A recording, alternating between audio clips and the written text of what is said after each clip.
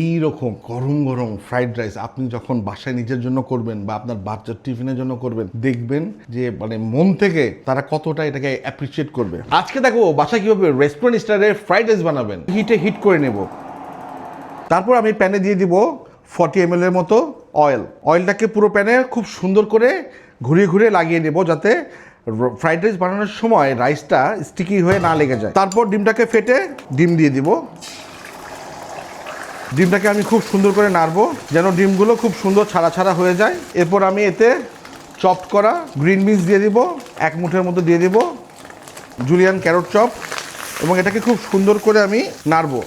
আমি কিছুক্ষণ এটাকে খুব সুন্দর করে সতে করব, যাতে ভেজিটেবলের যে কাঁচা গন্ধটা আছে ওই গন্ধটা চলে যায়। এই প্রসেসে দেখতে পারবেন যখন আপনি এটাকে সতে করবেন খুব সুন্দর একটা কালার বের হয়ে আসবে, কারণ ক্যারট যেটা আছে, ক্যারট যখন ক্যারামেলাইজ হবে ক্যারটের খুব সুন্দর একটা রং আছে, এটা খুব সুন্দরভাবে বের হয়ে আসবে এবং যেটা একদম দেখতে হলুদ হলুদ অরেঞ্জ কালারের। আমি এখানে রাইস 80% বয়েল করে আমি এটাকে ফ্রিজে ঠান্ডা করে রেখেছি, রুম টেম্পারেচারে ঠান্ডা করে ফ্রিজে রেখে দিয়েছিলাম। আমি এখানে 2 পোর্শন রাইস দিয়ে দিব। এটাকে আমি খুব সুন্দর করে মিক্স করব। অনেক হয়তো মনে করেন যে ফ্রাইড রাইস বানানো হয়তো কতই না কষ্টর, বাট ফ্রাইড রাইস আসলে বানানো কিন্তু খুব ইজি এবং খুব ইজিলি বানানো যায় যদি আপনার কাছে সবগুলো ইনগ্রিডিয়েন্টস অ্যাট এ টাইমে রেডি থাকে। আমি এখন এখানে দিয়ে দিব স্বাদ মতো লবণ, আধা চামচ হোয়াইট পেপার, 2 চিমটির মতো চিকেন পাউডার, সয়া সস দিয়ে দিব 2 চামচ, ম্যাগি সিজনিং সস যেটা আছে ওটা দিয়ে দেবো 1.5 চামচের মতো, এবং এটাকে এখন মিক্স করব। খুব সুন্দর স্মেল আসতেছে, কালারটা খুব সুন্দর চেঞ্জ হয়ে গেছে। এটাকে খুব সুন্দর করে আমি মিক্স করব, যাতে কোনো জায়গায় কোনো মশলাগুলো লেগে না থাকে বা এক জায়গায় না থাকে। এ পর্যায়ে আমি অ্যাড করব চপড করা জুলিয়ান টমেটো, এবার অ্যাড করব চাইনিজ ক্যাবেজ। এ পর্যায়ে আমি 2 চিমটি সুগার অ্যাড করব।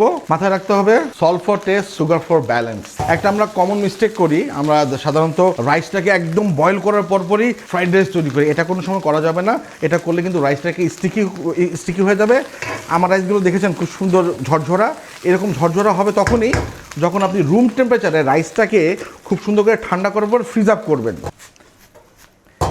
রেডি হয়ে গেল আমাদের রেস্টুরেন্ট স্টাইলে ফ্রাইড রাইস। এবার সার্ভ করার পালা। এই রকম গরম গরম ফ্রাইড রাইস আপনি যখন বাসায় নিজের জন্য করবেন বা আপনার বাচ্চার টিফিনের জন্য করবেন, দেখবেন যে মানে মন থেকে তারা কতটা এটাকে অ্যাপ্রিসিয়েট করবে। এবার টেস্টের পালা। এটা গরম গরম খেতেই ভালো লাগে, তাই আমি গরম গরমই খাবো। বিসমিল্লাহ।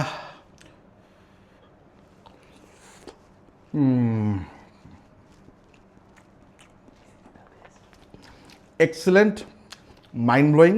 আপনারা বাসায় ঠিক এভাবেই বানাবেন, ট্রাই করবেন এবং আমাকে কমেন্ট বক্সে অবশ্যই জানাবেন। নেক্সট রেসিপি কি দেখতে চান অবশ্যই আমাদের কমেন্ট করে জানাবেন। মাসালিজ, সময় বাঁচায়, স্বাদ বাড়ায়। অর্ডার করতে ভিজিট করুন masalis.com।